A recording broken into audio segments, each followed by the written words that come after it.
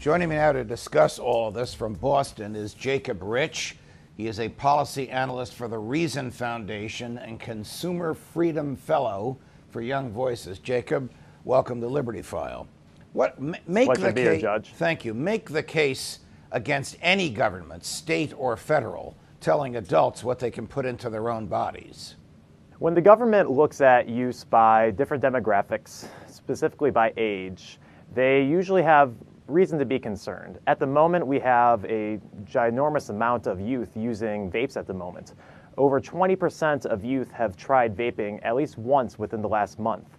Unfortunately, though, almost every single time the government goes to reduce use, try to make it safer for children, it usually does the exact opposite by just creating an environment that's much more dangerous than the environment that it tried to intervene in before. So how that does seems the to be government, what the case is. Yeah. How does the government make vaping worse or the choice to consume a product more dangerous by its intervention? Well, usually it's by moving it to the black market where there lacks any sort of regulation. That's the main way. So the concept, the argument is, if vaping is outlawed, only outlaws will vape. Yes, only outlaws will vape, and also only outlaws will sell it. And when outlaws are the ones selling it, that's when the products become very dangerous. How do we make... Whenever we've seen... Go ahead, yeah. Go ahead.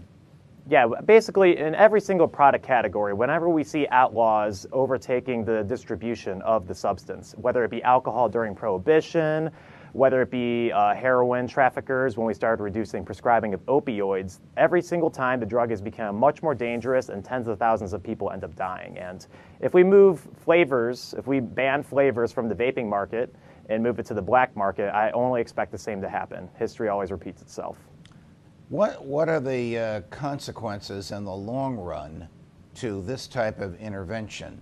I mean, can we argue that this kind of intervention, telling adults what flavors they can choose, would open up the floodgates to all kinds of government intervention?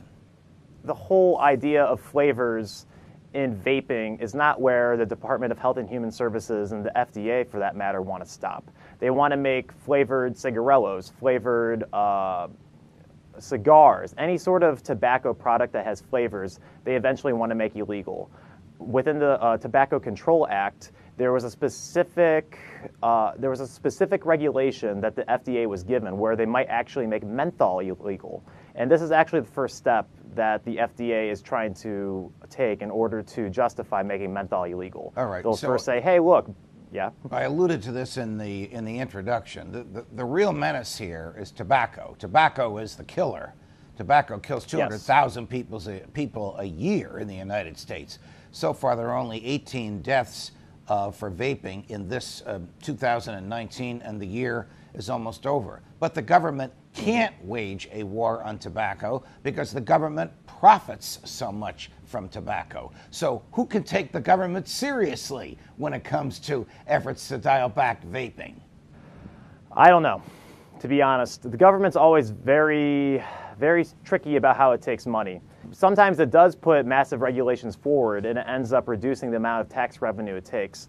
But if you look at the cases that it brought in the master settlement, they ended up taking hundreds of billions of dollars from the industry just through the courts. So if it's not going to take the money through the taxes, it may just take it through brute force with the gunpoint. So and the money that the government took in the tobacco settlements, they didn't use for public health. They used it to build dormitories on state university campuses and to plug holes in their budget. What is the free market solution to a problem like vaping? I mean, it is a problem. It does cause harm. It doesn't cause nearly the harm that tobacco does. But what is the free market solution, Jacob? Well, vaping basically is the free market solution to tobacco use. Before, when we had all of these regulations, basically when we had a product that was under massive regulation, combustible tobacco, there was no improvements in health. The product did not get any better. It stayed equally unhealthy throughout time. But then we had some Silicon Valley people come in and basically kind of do a ask for forgiveness type of intervention. They didn't quite know if what they were doing was completely legal, but it was an ask for forgiveness type of situation, and they ended up creating a product that is almost as good, if not better, than cigarettes, and is at about 94% safer. So just the existence of vaping alone just shows you what the free market intervention would be. And that only happened because there was absolutely no regulations on the vaping market before it came in. And with the advent of regulations, the free market's ability to produce safer products that people prefer is only going to diminish. And how do you explain the sudden anti-vaping hysteria? Is it just the nanny state manifesting itself and riding the crest of what appears to be a temporarily popular wave?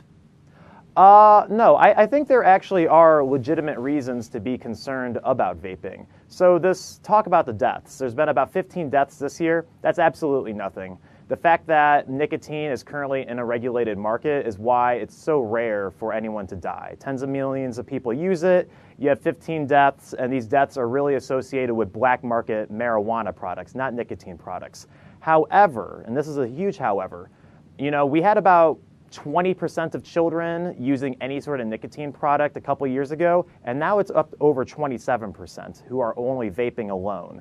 So parents being concerned about children vaping I think that's legitimate, and I think the FDA wanting to do something about it is legitimate. They just need to do things that are going to be successful, not things that are going to create more smokers. Jacob Rich, thank you very much. It was a pleasure.